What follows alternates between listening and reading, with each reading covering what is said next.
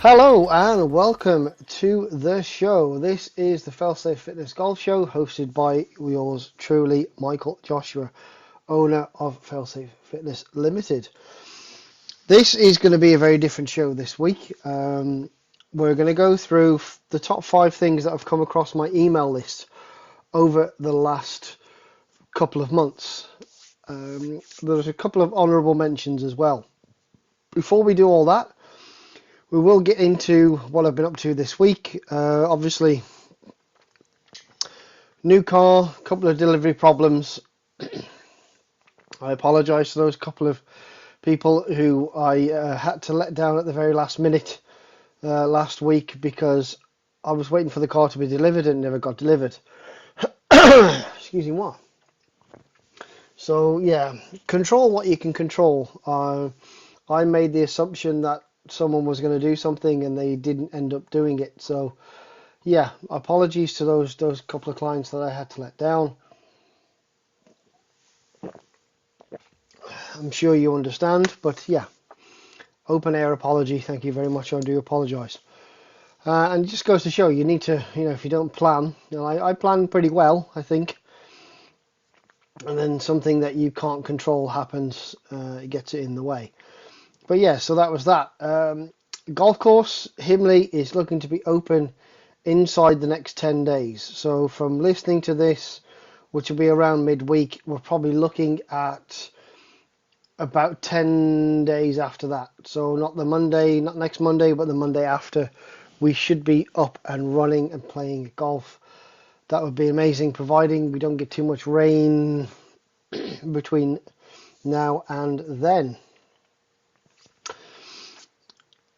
Everything's back up. It's £20 a session for everything from me. So online, in person, performance coaching, golf performance coaching, personal training, strength and conditioning, nutrition and weight management and massage, all £20 an hour. Get in touch. I've had some fantastic results already in 2024. I'm hoping that we're going to get some even bigger results throughout the rest of the season once the season actually kicks off for us at Himley Golf Centre. Right, let's do a quick roundup of where the big boys and girls are playing this week. Well, as we know,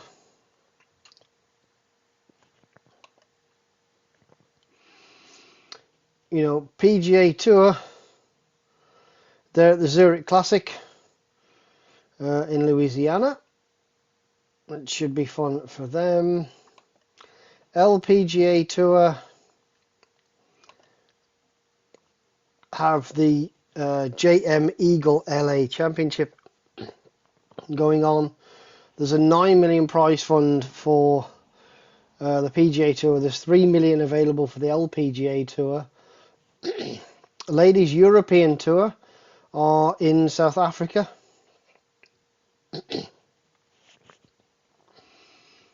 With a £320,000 fund up for grabs. And the DP World Tour are the ISPS Handa Championship in Japan with $2.25 million up for grabs. That's where all the big boys and girls are playing this week. Let's go through a couple of news stories that I saw. Obviously, Tiger Woods' son, Charlie Woods, was trying to qualify for the Open, the US Open, and fell quite a ways short. So I think Charlie's a talented golfer. He's definitely took up some of the things from his father. But I think there's a lot of pressure on his shoulders, and I think what his father did throughout the late 90s, early 2000s, Scotty Scheffler is creeping up on that, but he's still not as dominant as Tiger was, even though he's been good for the last couple of years. But Charlie Woods, I still don't think he's going to be a major winning player if he does turn pro.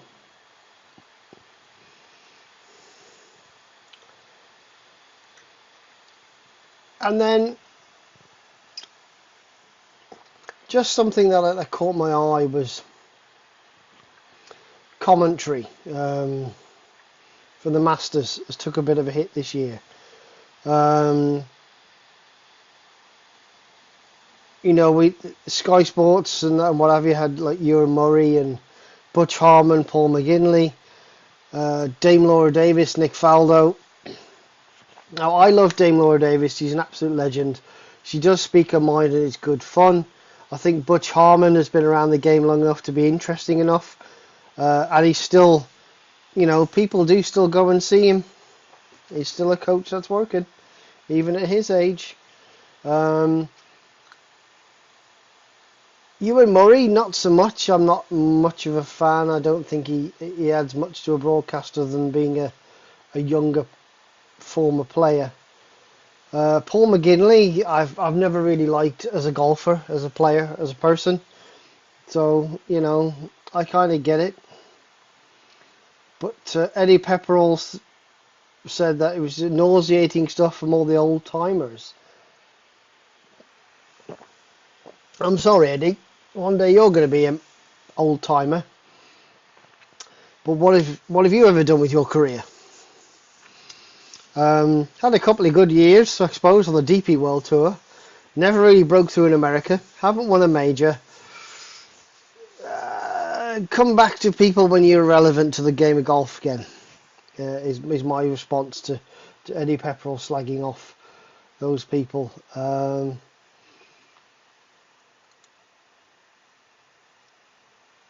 I mean, McGinley's not fun.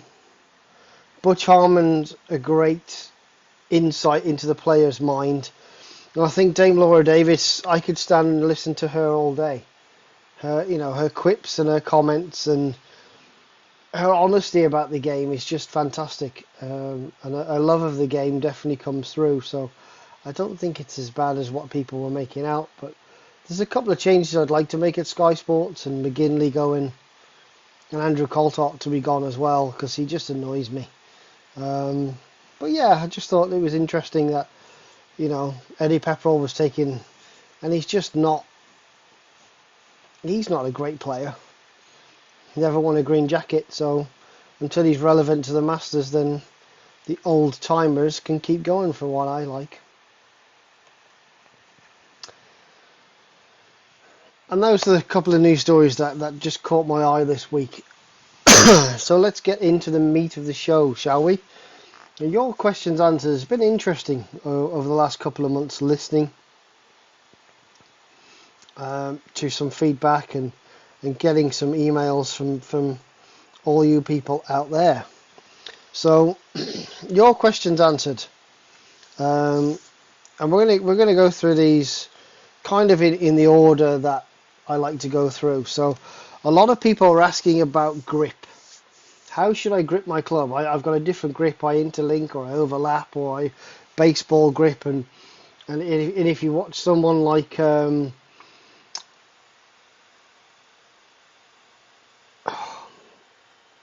I can't remember. My brain's gone. But yeah, you can double interlock.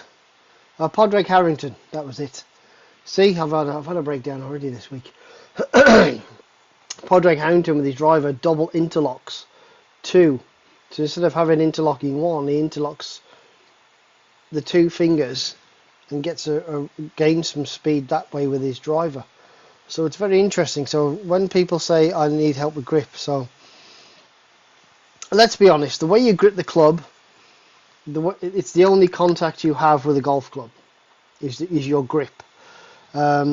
So making sure you have a good grip that you can control, that you have, you know, full movement as if it was like a lightsaber, because the people who run the club through this palm of their hand and it digs in the bottom of the wrist with the left hand, or they've got a really strong right hand and a really weak left, or a really strong left hand and a really weak right hand.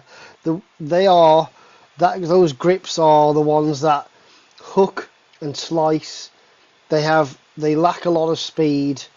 They sort of pat it down the fairway. A good shot goes about half the distance of their mates because they're not generating the club head speed. They don't know how to just feel the release of a golf club, and making sure you have a good grip that's not too strong or too weak, making it hook or slice, and making sure, I mean, I always got err on the side of weak. I like a fairly neutral, weakish grip, so I've got a bit of play. And if I find that something's going left or right, I just strengthen my grip a little bit or weaken my grip a little bit. And I think a lot of people I've spoken to recently about grip, especially with the longer clubs, they were creeping to I've got to have a strong right left hand, and the right hand is so under, there's no flexion. They can't flex it or rotate it, because as soon as they rotate it, the face is flipped, it's shut down, and it's either topped 30 yards or it's a flat hook. So it's been interesting. If you have you've got to take, and as I say, it's the only connection you've got with a golf club. Sometimes it can be a simple thing. I'm not saying it's a cheap thing, but it is a cheap thing. 30, 50, 35, 40 pounds to do it yourself, or 65, 70 pounds, anything up to £100 to get your clubs regripped. The grips wear out, your fingers get in the wrong place, and over time that can just wear, put you in a bad position while you're holding the club. But also, if you've got really large hands, having a really skinny grip, there's too much wiggle. Too much wiggle then means you can't control the club face. But if you've got a thicker grip, you can control that club face, and you're not feeling like you're strangling the life out of it just to keep hold of that golf club.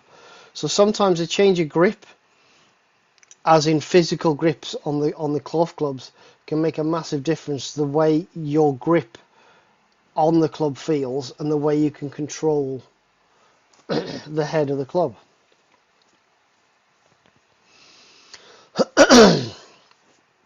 So I hope that answers a couple of questions on the grip. Not too strong, not too weak. Err on the side of neutral, so everything going down the middle. That's gonna give you a good balance and a good starting point, and you can just adjust it then to see where the ball flight goes. The second one came, and the second biggest thing was posture. So you see the people that are especially some beginners, they get taught you got to have some flexion in the knees, but because they sit at a desk all day, they think flexion in the knees is basically in a sitting position. So they sit. Instead of having a little soft bend and bending at the waist, they bend at the knees. They sit down into a position. And that means they've got no hip mobility, no ankle mobility, and the knees are almost locked. And if they do, they have this tilt and turn, and they're a C on the way on the backswing, and they're a reverse C when they finish, because they can't get the club in the air, because if they don't reverse C, they can't actually get to the ball because they've got nowhere to go. So having posture, maintaining good posture throughout your swing is going to help you generate a lot of your power and a lot of your accuracy. So being able to maintain a posture, maintain an arc.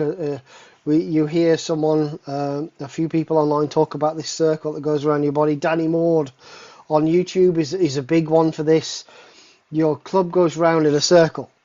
You might think it just goes back and down, but if you went back and down, your elbow would be flat, square off your shoulder, off your chest. If you're right-handed, it'd be off, and you'd be somewhere really out wide.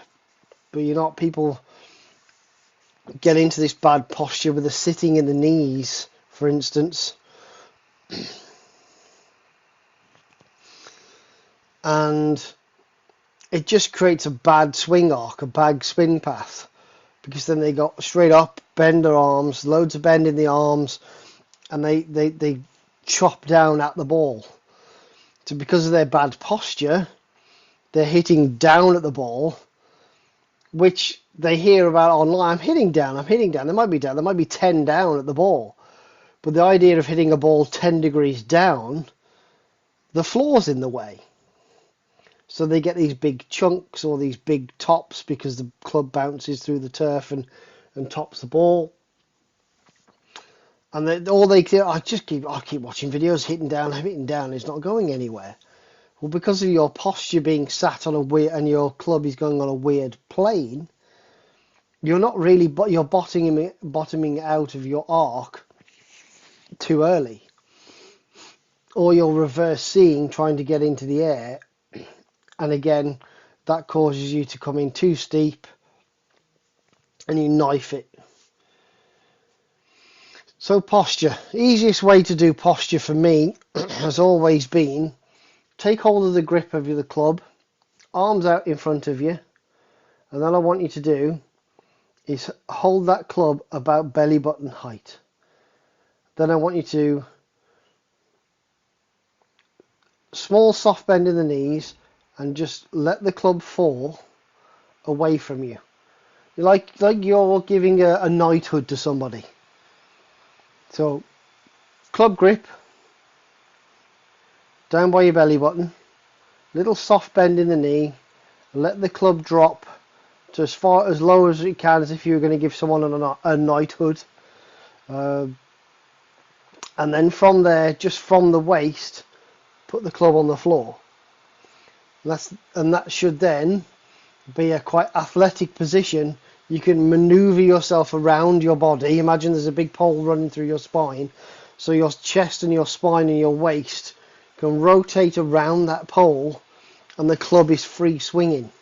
Because if you sit down, as if you sit down, you sit backwards as if you're going to sit down to create your bends and your angles in your setup, then unfortunately all you're going to do is just restrict the hips from being able to move, the knees from being able to move, and your ankles being able to move. And if you can't move from the waist down, all your turning is being done by your shoulders, and then the really bad sort of false turn where people just bend at the left or bend at the lead elbow. So the elbow goes beyond a 40 degree angle to 90 degrees to wear their arms like a scarf. So all their power is arm based. When they hit a good one, it's good. But 9 times out of 10 it'll be a bad one because they're trying to get rid of all the angle out that arm bend, and they can't generate and guide the club head with their chest and their belly and their pelvis towards the target because it's not moving. Everything's being generated with the arms. So yeah, posture, as I say, take your grip of your golf club down to your belly button, lower that as if you were going to use it as a sword, and then small soft bend in the knee, bend from the waist and put the bottom of the club on the floor. That is as athletic as you can do for your posture. The third most common, these are in no order, but this is the list the way I wrote it out. Ball position. Now, I know there's been a couple of my clients in the last couple of weeks where they've been they hit their wedges well. They hit their medium irons, I say medium, so 7 iron to wedge quite reasonably well.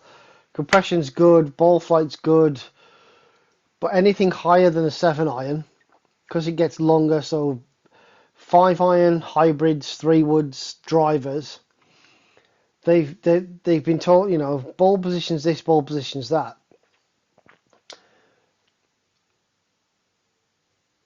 And they hit it left, so they hit it right. So I had a couple of people that were hitting it right and someone that was hitting it left. And as the club gets longer, the idea is to move that ball with your I'm going to say approach wedge. It might be 52 degree, whatever that may be. 50, 48, 50, 52 degree, that approach wedge shot. Ball should be belly button. Sternum, belly button, dead center of your pelvis, dead center of your stance. You shouldn't be, massively wide like you're hitting a driver. I like people to be about hip width apart when they're hitting a wedge. If they're shoulder width apart, you're probably scooping it, you're not compressing it. So hip width apart, and that's where I want you to go. And then the ball, every 2 clubs needs to go about a ball further forward.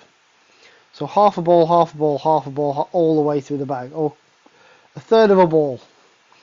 So every club from that wedge, so you might have a pitching wedge, 9 iron, 8 iron, 7 iron, 6 iron, 5 iron. So that is 6. So if you go a third of a ball every two clubs, that's now gone from the middle of your stance to pretty much inside your left heel. So then you're going to hit your 4 iron, hybrid, and 3 wood out of that, or fairway wood out of that position. Then your driver is going to be kind of about, say, the midfoot or big toe-ish area of your lead foot in terms of ball position. That it doesn't necessarily for everybody, but as I say, ball position doesn't just control the length of the club and the length of the swing, but it also controls face rotation. And the thing that I explain to everybody who struggles with hitting long clubs is the fact that the club's longer. So when you go from your gap wedge, your approach wedge, whatever you want to call it, your 52 degree is probably around 35 inches. By the time you get to your driver, it could be up to 45 inches. That's a 10-inch difference. And if you're trying to hit it out the middle of your stance, you're not giving the club enough, that longer club, enough time to rotate around your body and close. So for the guys that were hitting it right, and I'm not talking slice, they were push blocks, the right-handers, push blocks, I just move the ball forward a ball, half a ball, 1.5 balls further forward. It just gives you some more time to rotate around your axis, around that pole in your spine and your hips, rotate to square the club face. It may mean that the club wants to go more left. It more than likely will. But instead of hitting a push block, you're now hitting a baby fade. So ball position, you just need to play with it. And the thing I've taught all my clients is if you're struggling to strike anything, first thing you need to check is grip. Second thing you need to check is your ball position. So are you changing your grip? Does it get stronger as you go up the bag, or does it get weaker as it goes up the bag? Because those can obviously, you can leak some to the left, hook it. If you're hooking it, your grip's getting too strong and you're just turning that face over with your right hand, your underhand, but your left hand's weak. Yeah. And then when your hand's too strong, your left hand's too strong, your right hand has nowhere to go, so it can't turn the face over at impact, which means you just block it right. So yeah, ball position, those are my thoughts on ball position. Go back and listen through it. So you want to, every 2 clubs, it wants to be about a half a ball, third of a ball forward in your stance. From your approach wedge, pitching wedge should be about the same. 8, 9 iron need to be half a ball further forward. 6, 7 iron need to be another ball forward. half a ball, and then obviously 4-5 iron a little bit further, hybrid through fairway wood, half a ball, and then you're into your driver. So yeah, those are my thoughts on ball position. You need to just play with it, because if you're pushing everything right, it needs to go further forward. If you're hooking everything, just take it half a ball back at a time, hit 5 shots and see what the result is, and see where if you need to move the ball position forward or back. The fourth most popular was, how do I align myself properly? I've just started playing golf. I haven't got a handicap. One of the easiest things you can do is alignment sticks. They're reasonably cheap. I've even gone as cheap as an old shoelace and a couple of tees. It's going to sound really stupid, but I've actually done this with a couple of clients. So I've got 2 pink tees. We all know those pink Castle tees. Old shoelace, cut it in half, and I've literally tied a pink tee peg to either end. And what I've done is, out on the golf course with someone who's struggling with alignment, I've got them to look at it from behind the ball, plonk tee peg down in front of the ball at the side of it, to the right hand side of it, or left hand side if you're a left-handed golfer, so that it's above the ball, and align that. And then I want them to align their feet as well, to make like a train track with the 2 shoelaces, or half a shoelace, to make a train track, and then they align themselves with that. But if you hit a fade or a draw, you know that you need to be aiming left side of the fairway, right side of the fairway, so the ball can come back. But a little shoelace trick with the pink is great for the alignment, and you can use the shoelaces when you're at a driving range, where you just lie them down. It doesn't matter if you catch one; it's a shoelace and a tee peg. Nobody cares. But yeah, alignment is, again, some people confuse their alignment with their ball position, and there's a synergy between the two. And of course, if you're struggling if you think you're hitting things offline, always check that your clubs are aligned properly as well. So making sure you're lining up the leading edge and not the top of the club, which I've seen a couple of people do recently. So with their shorter stuff, they were lining up, they've got all this loft, and they've actually closed the face and aligned it with the top of the club, not the leading edge. And they're wondering why everything's going left. It was an instant fix. I'm okay with this, that because the longer irons are quite flat, there's no loft. They're not really using that top line to align the ball, align the club face. They were lined up perfectly, like body, everything was good, but shorter irons, they were closing the club face, so the club face was pointing left. And that's, guess where the ball went? Left. And as soon as they realized that, they were like, I feel really stupid. And they're like, that's okay, it's fine. We all do silly things on the golf course and it was an easy fix, and you can just move on for your life. So make sure that your clubs are aligned with the leading edge, whether that be the driver or whether it be with the sand wedge. Make sure it's the bottom leading edge. That's the thing that's square to target, not the top of the golf club, because everything will be closed. And obviously using alignment sticks, excuse me, what? Or the shoelace method with the tee pegs is really good if you're out on the golf course and having a bit of a practice. Just make sure you don't do it while there's a 4-ball behind you and there's only you on your own. Let them through, you can get on with your day, etc., etc. So yeah, that's how I deal with alignment. A couple of honourable mentions then.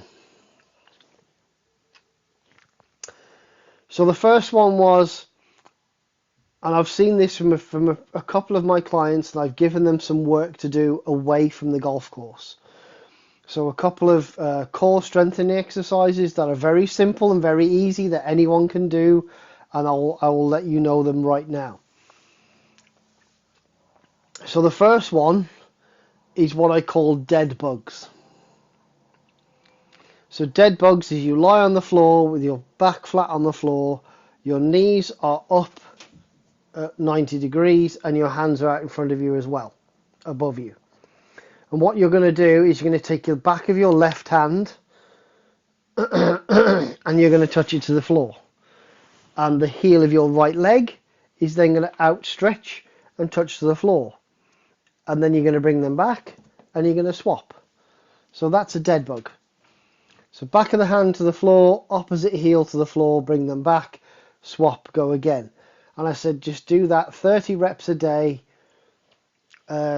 3 to 5 times a week, and the results have been dramatic because the core stabilization has got so much better.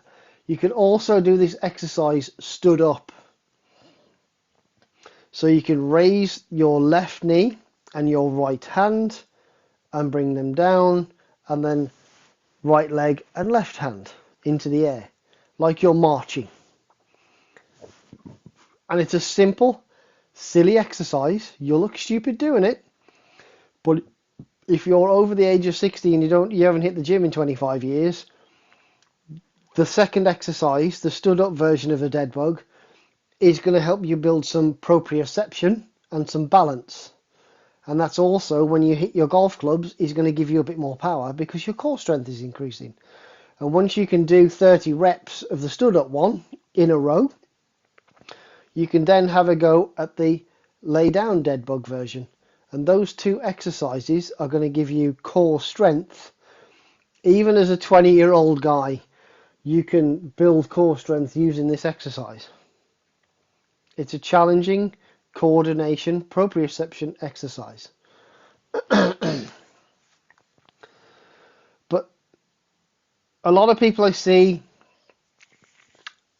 60 plus, tend to sit a lot, whether the jobs that they've had in the past or they're retired, and getting to a balanced position because they have no core stability. And sometimes it's leg strength. So again, same person who did the dead bugs also did step ups. And what I got them to do is they did another 30 reps on each leg of just stepping up the step at home, the first step to go upstairs. And once they felt confident of doing 30 reps consecutively, instead of 3 sets of 10, they did 2 sets of 15, 1 set of 10, 1 set of 20, and once they got to 30 steps with each leg and felt confident about that, I said, if you can, step up to the second step. So big step up. And it's a great exercise to do, to build leg strength and stability. So you're building a stable base with a stable core, which is going to help you with your follow through. So if the minute you're swinging and you're following through, and I'm going to say this, you look like Scotty Scheffler, but at least Scotty Scheffler can kind of stay on his feet. But if you're almost at the verge of falling flat on your face, then I advise do those 3 exercises that I've said. Give them 28 days, and I guarantee you'll be a better golfer, especially if you're moving on in age. They are very simple, very easy exercises to do, and they will create some core strength and stability strength for your legs. And it just means that you're trying to swing this long club around your body that's getting slightly weaker. And because that's traveling so fast, you can't control it. And once you lose control of your clubs, doesn't matter whether you're 20 years of age or 80 years of age, if you can't control that club head, you've got no chance of playing good golf. So aiming to be stable through your follow through is something everyone should be. If you're all over the place, unless you're the world #1 in golf at the minute, you probably need to work on some kind of stabilization and proprioception exercises, as I've mentioned.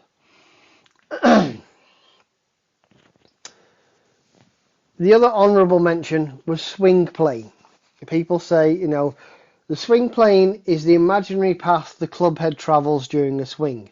And I mentioned this before. Danny Maud, YouTuber, great guy. He's got some fantastic tips on YouTube. It's one of the many reasons why I don't do videos, because his content is so relevant and interesting and easy to digest. I don't feel the need for someone like me to overcomplicate something that's very simple. Danny Maud is very, very good. Go and have a watch. And he talks about swing plane all the time, the arc of the club. So the club head travels around your body in a circle, and you, like I say, the perfect bit with a driver, that circle, that club head needs to be just on the way up, and with your irons it needs to be just on the way down, that just before the bottom of your arc, and that's going to give you that pure crisp strike. So the first two grooves of your club are under your ball, and when you hit your ball, those two grooves are full of dirt, and your actual cover is like on that third groove and above when you hit it pure. That's how you know you're playing well. If those two grooves at the bottom of your clubs are full of urethane or surling off your balls, or they're really high, like 7-8 grooves up in the high in your clubs, then you need to change your ball position, because your ball striking is probably terrible. And with this swing plane, this swing arc that Danny Maud calls it, and I tend to call it swing arc as well, not swing plane. So it's just a big circle that goes around your body, and you'll see the tracers, so they'll go back and then it'll hook around at the top and come down at a different angle, because they're generating the power to hit the ball when you see it on TV. So like if you see a swing plane where the club rises quite quickly, you tend to hit down at the ball quite a lot. And if you see the ones that rotate around nice and wide, like a Rory action with his driver, really nice and wide and then nice and shallow and powerful through the ball, they can definitely generate a shallower, more controlled swing on a swing plane like that, can generate more power and more distance. Which again is something I did with a client recently, struggling with the driver, and I said you need to know how the club swings around your body. So swing plane is massive. The clubs get longer, they get shorter, they get more loft, they get less loft. So if you're struggling to strike your ball, swing plane with a club. So just stand there, hit 10 balls with your feet together, and I just want you to feel yourself rotate with that club around your body and hit. So rotate around and bang. Just with your arms and find a strike. Once you've found a strike, open your feet 6 or 8 inches, do it again. And then if it's the driver, just keep going until you don't feel like you're moving your hips. Because if you're not turning your hips with the driver, you're limiting the amount of follow through you can get to generate power. So if you're so wide that your hips don't even move, so your belly button is still pointing just right of the golf ball, or just left if you're a left-hander, then you really need to be to a position where your back is facing the target in your backswing, and then when you drive down at impact, your chest needs to be open, almost like a tennis player. And if you can't do that because your hips are so wide, narrow them. And lots of people recently, I've got people to just stand a little taller with their longer clubs, and they found this strike and they found distance, and it's fantastic to see. Right, back to the main set, shall we? Number 5 on my list was tempo.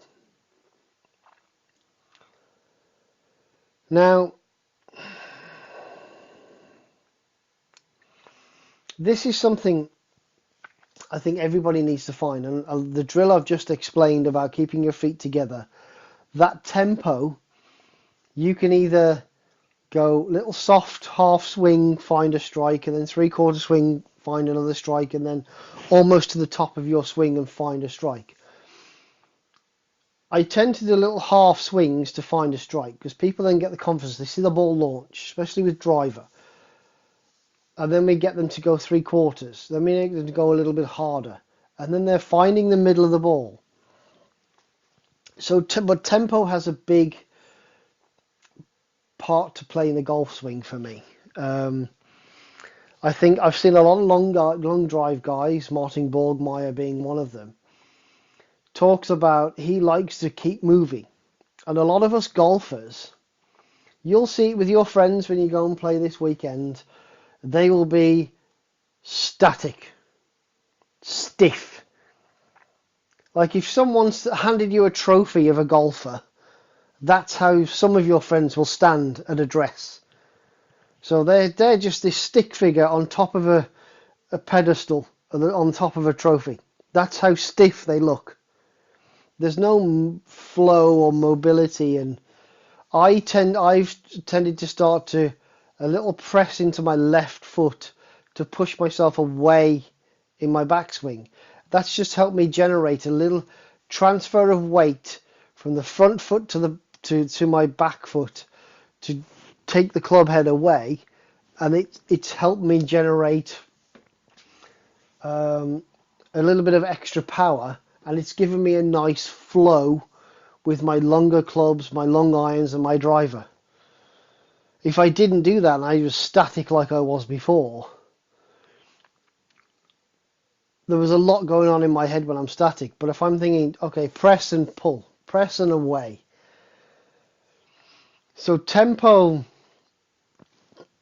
is another one of those things. If you're just dead static, I mean, I've seen people as well, building going into the tempo is that you're talking about you want to hit your driver really far. You want to add some distance. But I see people take practice swings, and there are two types of people, I think, with practice swings, or three.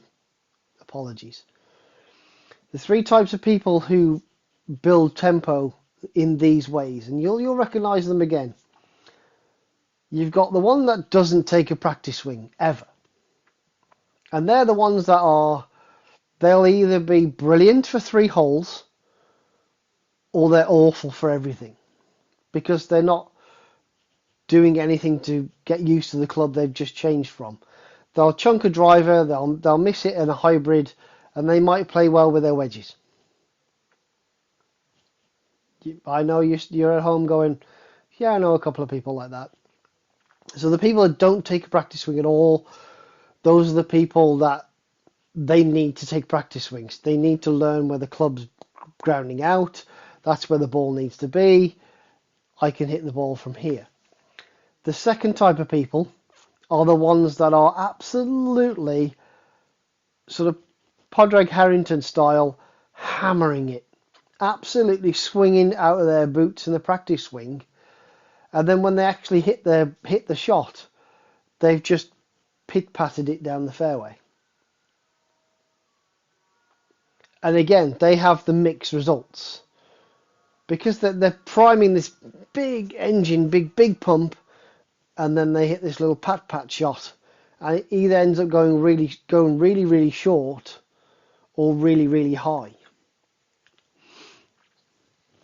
And the third person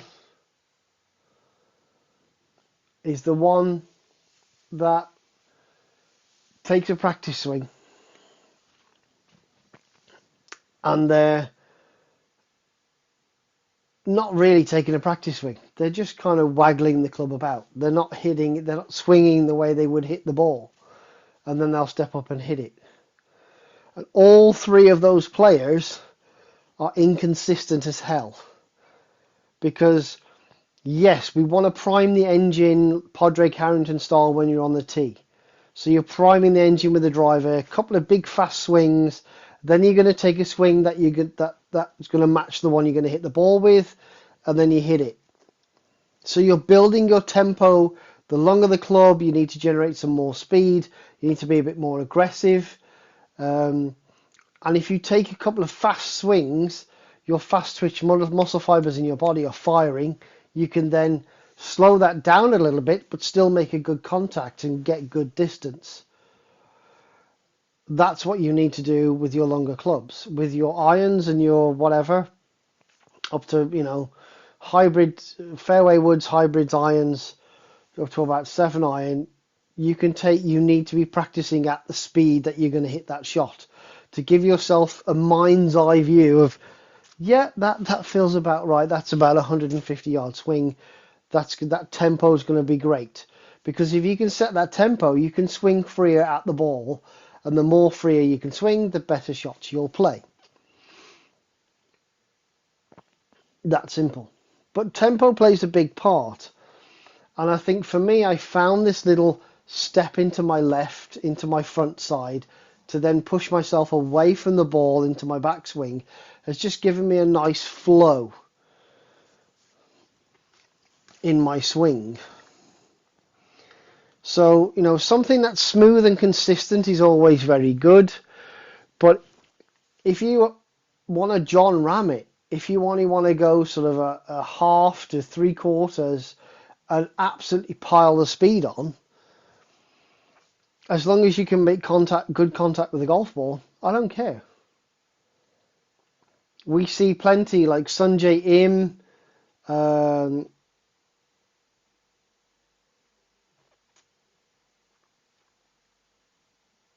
had this pause at the top of his swing.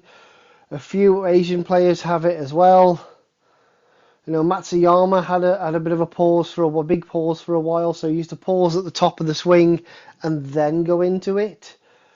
I've got nothing wrong with it as long as you know you can control your swing. And a lot of people, in terms of tempo, as I say, they're using tempo in practice swings for the wrong purpose. They're hammering a wedge shot. They're really swinging out the boots, but they've only got to hit it 50 yards. You should be getting that prepped on the tee box to hit your driver, not to hit it 50 yards. And people use tempo at the wrong time, and that puts the brain and the body in a wrong state of readiness for the shot you're about to hit. And 9 times out of 10, you'll watch those friends hit bad shots. But tempo in a golf swing is very, we need to generate power through the ball. And what a lot of people don't realize is also tempo. A lot of the top players in the world, their hands, from the top of the swing to about second parallel, that's where most of their speed is generated. The hand speed is quickest from the top to there. And then after that, they want to let that club head overtake their hands through the ball to generate that power to get the ball down the fairway. Because we're not trying to hit the ball into the turf, we're trying to hit the ball down the fairway. Like, you've got to imagine your golf clubs are a big hockey stick with a smaller head and a smaller ball. Because you're trying to sweep that ball down the fairway. If you're 10 down with your irons, I'll bet you're either folding divots over your ball, or your balls are going so high into the air with so much backspin, you're barely getting any distance. But if you halved your 10-degree downs to 5-degree down and change your ball position a little bit, you'd be compressing and getting double your distance. Tempo is a lot. You've got to work on tempo. If people, I like to get people to half swing and absolutely pile on the power from half swings. And it just helps them build the confidence to be free through the ball. So yeah, tempo is a difficult one. There's a lot of many different things, but you've got to also remember tempo is also dictated by the way you practice. And if you don't take a practice swing, you should. If you're trying to hammer a wedge and you're really swinging at your boots and you've only got 50 yards to go, you should be doing that on the tee box. You want your practice swings to be relevant to the shot you're about to hit, not relevant to the shot you should have hit 3 shots ago. So tempo in your golf swing is very, very important for control, but it's also very, very important to be using tempo in your swing at the right time. And I think that's about it. I think I've bored everybody about that. That was the 5 biggest things and a couple of honourable mentions. I've given you a couple of tips there in terms of exercises to do if you're struggling. Thank you very much for listening, and I'll see you all again next week. Have a good one, everybody. Bye bye.